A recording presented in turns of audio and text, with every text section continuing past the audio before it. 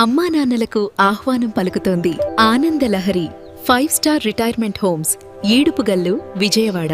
ప్రస్తుతం మనం కర్మాన్ ఘాట్ లో ఉన్నటువంటి న్యూ బాలాజీ నగర్ కాలనీలో ఉన్నాం. అయితే ఇక్కడ దాదాపు 50 కుటుంబాలు రోడ్డు మీద పడిపోయినటువంటి పరిస్థితి.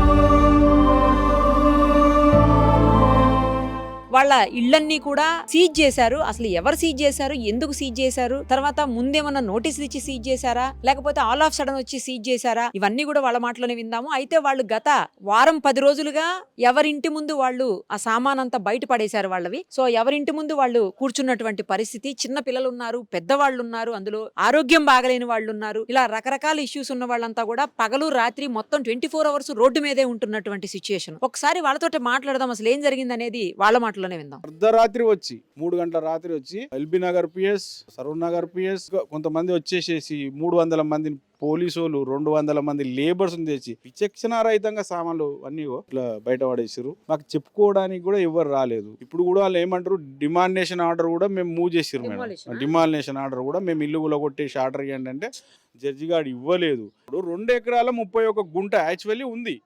దేని కింద అసలు ఇదంతా ఏ గుడి కింద ఉంది? బన్సూరి వాళ్ళ కృష్ణ మందిర్, కర్మన్ ఘాట్ హనుమాన్ టెంపుల్ కి ఎట్లాంటి సంబంధం లేదు. మీరు అందరు గ్రహించాలి. బన్సూరి వాళ్ళ కృష్ణ మందిర్ అని ఒకటి క్రియేట్ చేసిరు, ఇది అంతే. కర్మన్ ఘాట్ హనుమాన్ టెంపుల్ దాన్ని అడాప్ట్ చేసుకున్నాము, దీన్ని మేము చూసుకుంటాం అని చెప్పేసి అంటున్నారు. కానీ మీరు గ్రహించాలి మేడం, ఇది మా విషయాన్ని మీరు ప్రపంచానికి, మన తెలంగాణ వ్యాప్తంగా మీరు వినిపించాలి. కర్మన్ ఘాట్ హనుమాన్ టెంపుల్ ఏదో ఆక్రమించారు అని చెప్పేసి ఎవరు పడితే వాళ్ళు కొంతమంది అంటున్నారు. మాకు చిన్నతనంగా కనిపిస్తున్నది. మేము కూడా హిందువులమే. ఇక్కడ ఉన్న వాళ్ళు ఎవ్వరు క్రిస్టియన్స్ వాళ్ళు కాదు, ముస్లిమ్స్ కాదు, మేమందరం హిందువులు. పొద్దున్న లేదని పూజలు చేసుకునే వాళ్ళమే. అయినా కానీ ఈ మాదిరిగా చేయడం కరెక్ట్ కాదని నేను అనుకుంటున్నా. ఇంకోటి, కొండా సురేఖ గారికి మేము ఇక్కడ నుంచి గారు కూడా ఫోన్ చేస్తారు లైవ్ లో. సో ఆయనతో మాట్లాడిన విషయం ఏంటంటే నాకు అసలు ఇన్ఫర్మేషనే లేదని చెప్పి. సో ఏది ఏమైనా ఎండోమెంట్ కమిషనర్ మాత్రం దీని మీద స్ట్రిక్ట్ గా చేస్తున్నాడు. ఆపరేషన్ స్ట్రిక్ట్ గా ఉంది. ఇది ఆయన ఇంతకుముందు ఈ ఓఆర్సీ కట్ చేసింది కూడా ఇప్పుడున్న కమిషనరే. అప్పుడు ఆర్డీఓ అతను, అప్పుడు ఆర్డీఓ ఆయన ఇచ్చిన ఆర్డర్నే మళ్ళీ ఇప్పుడు ఆయన కాల్ చేయండి అని చెప్తున్నాడు. ఇది మాత్రం చాలా. 2 ఎకరాల 31 గుంట మేడం. 2 ఎకరాల 31 గుంట అయితే 1 ఎకరం 20 గుంటల మీదనే పడుతున్నారు. మిగతాది ఎక్కడ పోయింది? మీ దగ్గర ల్యాండ్ ఉందా? ఉంటే మీరు తీసుకున్నారా? తీసుకుంటే ఏ మాదిరిగా తీసుకున్నారు? లేకపోతే ఎవరికైనా రెగ్యులరేషన్ చేస్తే ఏ మాదిరిగా రెగ్యులరేషన్ చేశారని మేము అడుగుతున్నాం. సరే, వాళ్ళకి రెగ్యులరేషన్ చేసి అనుకుంటారు, మాకు కూడా రెగ్యులరేషన్ చేయండి, మేము కూడా సిద్ధంగానే ఉన్నాం. కానీ ఈ మాదిరిగా సామాను బయట పడేసి భయభ్రాంతులను చేయడం పద్ధతి కాదు అని నేను వేడుకుంటున్నాను మేడం. మా బాధ ఏం చేయాలి మేడం, రోడ్డు మీద పడి 10 రోజుల సంది మా పరిస్థితి, మా కథ, ఈ పిల్లలు జల్లలు ముసలోళ్ళుగా ఈమెకు జ్వరం వచ్చి 2 రోజుల సంది లేస్తలేదు. పెద్ద మనిషి 80 ఏళ్ళకి వచ్చిన వాళ్ళని అలా వేసుకొని ఏడ కూర్చొందము, ఏం చేద్దాము, ఎక్కడ తోలుకొని పోము. మేము చేసిన తప్పేముంది? మేము ఇంత భూమి అమ్ముకొచ్చుకొని ఇలా ఇల్లు కట్టుకున్నాం. మా పిల్లలు ఏదో కష్టం చేసుకొచ్చుకుంటారు, ఆ గూట్లు ఉంటారని ఇలా గూడే లేకుండా చేసి మమ్మల్ని చెట్ల లేని పత్తులని చేసిండ్రు. మేము ఎటు పోవాలి, ఏం చేయాలి, మా పరిస్థితి ఏంది మేడం, ఎట్లా చేస్తాము? మేము అన్యాయంగా గుడి జాగాలు ఆక్రమించుకొని కట్టుకోలేదు. మేము కష్టం చేసుకొని కొనుక్కున్నాము, కష్టం చేసుకొని కట్టుకున్నాం, ఉంటున్నాం ఇక్కడనే. ఎవరు జోలికి పోయేది లేదు, ఒకరు వార్తకు పోయేది లేదు. మేము ఏమి చేసింది లేదు మేడం. మాది ఎట్లా చిన్న పిల్లలు స్కూళ్ళకు పోయేటట్టు లేకపోయి ఏం లేదా. మా పరిస్థితికి కాళ్ళ నొప్పులు, నాకు కింద కూర్చొని మళ్ళీ లేవరాదు. ఈ పరిస్థితి కింద కూర్చొని లేచే వరకల్లా జ్వరం పెట్టుకున్నట్టు అయ్యి చాతనే అయితే లేదు. ఏం చేయాలి? అందరికి చిన్న వాళ్ళకు లేని రోగాలు, బీపీలు, షుగర్లు. బీపీ 180 అయ్యింది మొన్న. ఏమైంది? మొత్తం మాటనే రాకుండా అయ్యింది. సత్తే మా పిల్లల భవిష్యత్తు ఏంటిది, మా పరిస్థితి ఏంది, ఏం చేస్తాం? మాకు రోడ్డు మీద వేసుకొని ఇన్ని ఆ దోమలకు పండుకున్నాడు, కూర్చున్నాడు, లేచుడు, ఎట్లా చేస్తాం? ఇక్కడనే వండుకుంటున్నాం మేడం. ఎవరింట్లో పండి ఎక్కడ పోము, అందరు ఊర్లలో చుట్టాలు ఏడికోము. ఎవరన్నా తెలిసిన వాళ్ళు ఉంటే పొద్దున పోయి గిట్లా స్నానాలు చేసి వస్తున్నాము. 7-8 గంటలకు పోయి దినం తప్పి దినం రోజు కూడా ఎవరింట్లో కాడికి ఎవరు రానిస్తారు, ఇవ్వడం పోతాం, ఏమని పోతాము. ముఖమే గల్లి దాటాలంటేనే బాధ అవుతుంది. మేము చేసిన ఏదో తప్పో దొంగతనము అన్నట్టు అవుతుంది మేడం. ఈ టెన్షన్తోనే మా ఆయన చనిపోయింది మేడం. ఇప్పుడు నాకు 4 పిల్లలు, వాళ్ళ అత్తగారి ఇళ్ళకి పోయి ఎట్లా ఉండాలి, ఎన్ని రోజులు ఉంటామా? నేను ఈ విధంగా అన్యాయంగా చేసి రోడ్డు పాలు చేస్తే మేము ఎక్కడ ఉండాలి? మేము ఎక్కువ ఏం కోరుకుంటలేమమ్మా, మా ఇల్లు మాకు కావాలి అంతే, ఇంకేం లేదు. అందరినీ కోరుకునేది మా అందరి మీద మీరు అందరు చూడండి, మా బాధను గమనించండి. రేవంత్ రెడ్డి సార్, మీ ఆడపిల్లలం అనుకోండి, మేము మా మీద కొంచెం చూడండి సార్.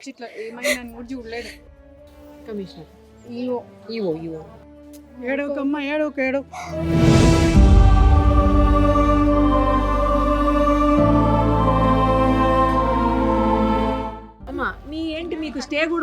స్టే కూడా ఉంది మేడం మా దగ్గర. స్టే ఉంది 24లో వచ్చింది మాకు.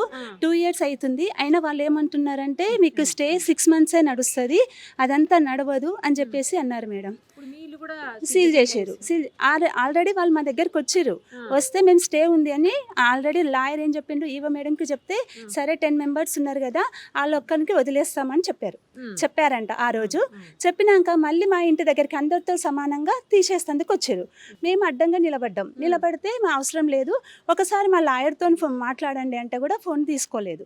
ఫోన్ తీసుకోకపోతే లిఫ్ట్ కనీసం స్పీకర్ ఆన్ చేసినాము, లిఫ్ట్ అనే చేయండి అంటే లిఫ్ట్ కూడా మేము చెయ్యము, మాకు అవసరం లేదు, మేము అందరితో సమానంగా తీసేసామని తీసేశారు. అసలు మా పరిస్థితి ఏంది మేడం, తెల్లవారుజామున 4 గంటలకు వచ్చారు. 3 గంటలకు స్టార్ట్ అయ్యారు, 4 గంటలకు స్టార్ట్ చేసేసారు. మొత్తం గంటన్నర సేపట్లో మొత్తం కాల్ చేసేసారు మేడం.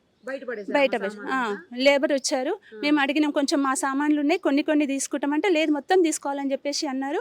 ఇక మేము కొన్ని ఉంచేసి కొన్ని తీసే అవసరమైనవి దెబ్బ తీసేస్తూనే ఉన్నారు మేడం. అవి ఇంపార్టెంట్ ఫైల్స్ ఉంటాయి, అవి అన్నీ చెక్ చేసుకోవాలి కదా. ఎట్లా అచానక్ రోడ్డు మీదకి వచ్చేస్తే మా బతుకులు ఏంటి?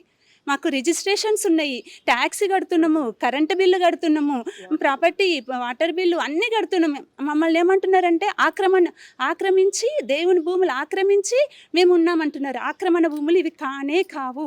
మేము 2006లో తీసుకున్నాం మేడం. 2006లో తీసుకొని 7లో కట్టుకున్నాం.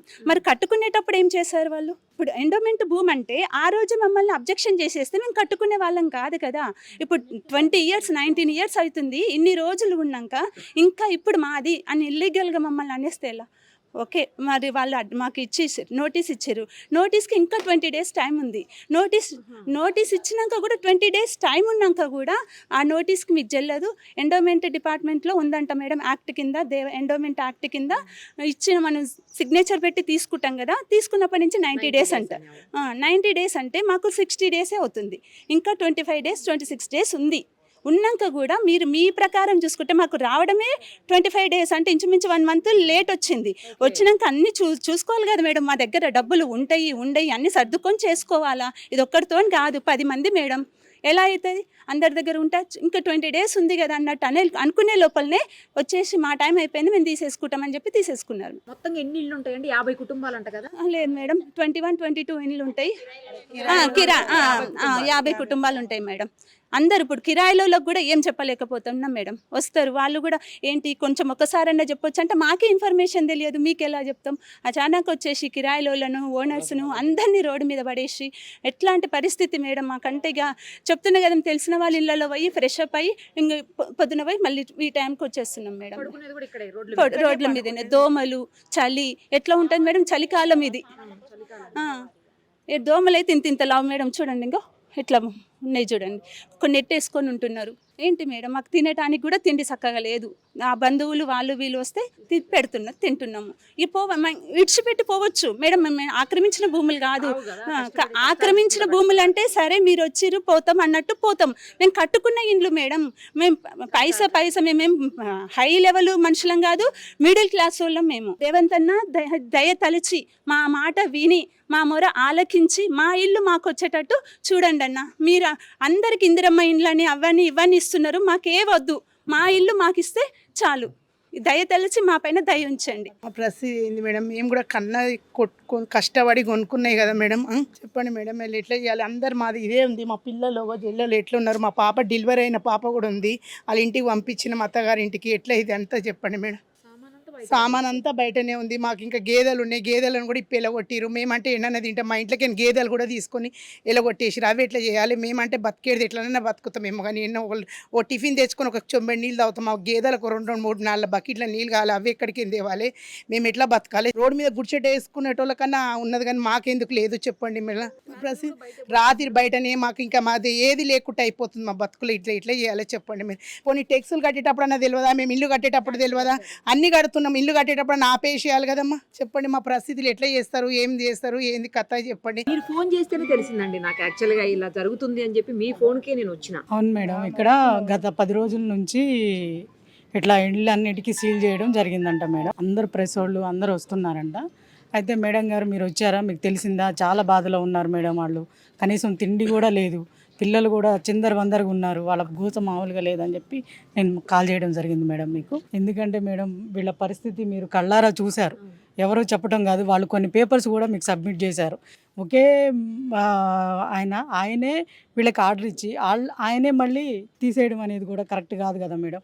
ఏదన్నా ఉంటే కొంచెం పగలొచ్చి వీళ్ళని అందరినీ కూర్చోబెట్టి నోటీసులు లాంటివి ఇచ్చి వీళ్ళకి సర్ది చెప్పి, ఒకవేళ వీళ్ళది కాని పరిస్థితిలో వేరేదన్నా వీళ్ళకి సోర్స్ చూపించి చేయాలి.